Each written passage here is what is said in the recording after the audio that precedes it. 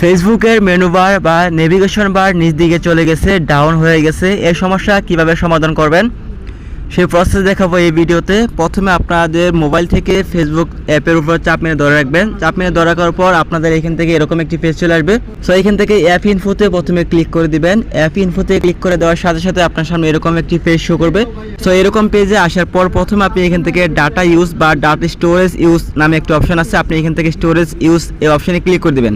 So এই অপশনে click করার পর আপনার সামনে এরকম পেজ আসবে। এখান থেকে ক্লিয়ার ডাটা এবং ক্লিয়ার কজেস অপশনে ক্লিক করে এগুলো ডিলিট করে দিবেন। সো এখান থেকে দেখেন আমি এগুলো ডিলিট করে দিয়েছি এবং ক্লিয়ার ক্লজেস অপশনে ডিলিট করে দিয়েছি। দেন তারপর আপনাকে যে কাজ করতে হবে, এই কাজটি না করলে আপনি কিন্তু এই সমস্যার সমাধান করতে পারবেন না।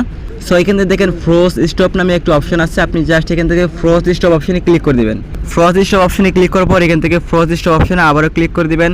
তো এটা ফ্রোজ স্টপ হয়ে যাবে। দেন আপনি প্লে স্টোরে চলে যাবেন। প্লে স্টোরে যাওয়ার পর এখান থেকে ফেসবুক লিখে সার্চ করে দিবেন। সো এখান থেকে দেখেন আমি ফেসবুক লিখে সার্চ করে দিয়েছি। ফেসবুক লিখে সার্চ করে দেওয়ার সাথে সাথে এখান থেকে আপনার সামনে এরকম একটি পেজ চলে আসবে।